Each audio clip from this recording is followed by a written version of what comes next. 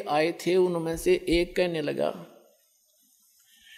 बोला भाई गांव में नो कर वहां पर राम उतर रहा है, बोला राम आ रहा है, भगवान उतर रहा है।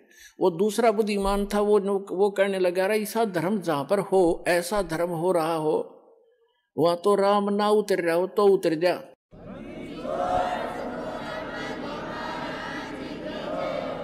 ऐसा धर्म यहां देखा मैंने, जो पुण्य यहां हो रहा है, कितने भंडारे चल रहे हैं, कोई चवन्नी तक कोई लेता नहीं, कितना खाओ कितना पियो।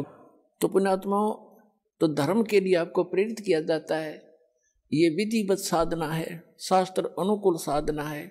यहाँ का किया हुआ पुण्य आपको बहुत गुना हो करके वापस भी मिलेगा और आपके गुड अकाउंट में लिखा जाएगा, वो अलग से। या आपको वापस जो मिलेगा ये तो आप समझ लो ब्याज ब्याज मिलेगा, मूल धन तो आपका जमा होता रहेगा। ये ऐसे जान लेना।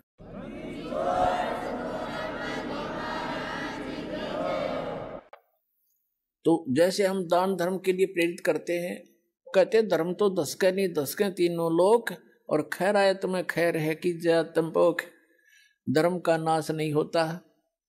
पुण्यात्माओं, एक दिन ये तीनों लोकों का भी नाश होगा, लेकिन आपका किया हुआ पुण्य वो कभी नाश नहीं होगा, आपके साथ सदा बना रहेगा। कहते धर्म तो धसके नहीं, धसके माने धर्म का नाश नहीं होता, ते धसके तीनों लोग और खैरायत में खैर है। खैरायत माने दान करण में ही आपकी खैर है, सुरक्षा है। और कीजिए आत्म पोख। अब यहाँ कोई भी भक्त आता है, खाना खाने नहीं आता, वो तो परमात्मा की महिमा सुनने आता है। और ऐसे साधु भाव में कोई भी आवेगा, यहाँ कोई आदमी नहीं आ सकता, किसी के पास आज समय नहीं है जो वैसे यहाँ जाए। वो परमात्मा की एक प्यारी आत्मा आता है, चाहे उसने वो नाम नहीं भी लिया है, ना लेना चाहता, यहाँ आने वाला व्यक्ति उस परमात्मा का एक वीआईपी समझ लो, उस भगवान की एक प्यारी आत्मा है, कुछ दिनों में समझ में आ जाएगी, उसका नाम भी ले लेगा। तो यहाँ भगत भगवान के लिए आया है, ना कि खाने के लिए। और ऐसे भगत को यहाँ खाना खिलाना, उसको भोजन में सहयोग देना भंडारे में, इसके पुण्य की कोई गिनती नहीं। अब क्या प्रसंग चल रहा कि जैसे कई भक्तों को प्रेरणा दी जाती है कि भाई आप जोत बोलो हवन के लिए। देखो पुण्यात्मा, हमारे कई प्रकार के पाप हमने इकट्ठे कर रखे हैं।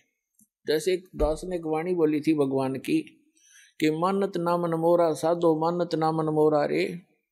और बार बार मैं ये समझाऊं, जग में जीवन थोड़ा रे। फिर क्या बताते हैं कि शरण पड़े को गुरु संभाल, जान का बालक भोरा रे। और कह कबीर तुम चरण चित राखो, जो सुई में डोरा रे। जैसे कोई बालक छोटा सा होता है, 5-4 महीने का, 7-8 महीने का, 9 महीने का बच्चा, वो पालने में सुला रखा होता, माता काम लग जाती है अपने घर के काम में। थोड़ी सी देर में वो रोने लगता है तो देख उसको पता लग जाता है माता को, या तो ये भूखा हो गया या इसने टट्टी पेशाब कर लिया। तो जाकर देखती है तो टट्टी पेशाब करके और सारे कपड़ों को भी खराब कर रखा है, अपने पैर पूर भी खराब कर रखे हैं, हाथ हूथ भी लगा रखा है, टट्टी लगी उसके हाथों के। तो उस माता को वो बच्चा बुरा नहीं लगता,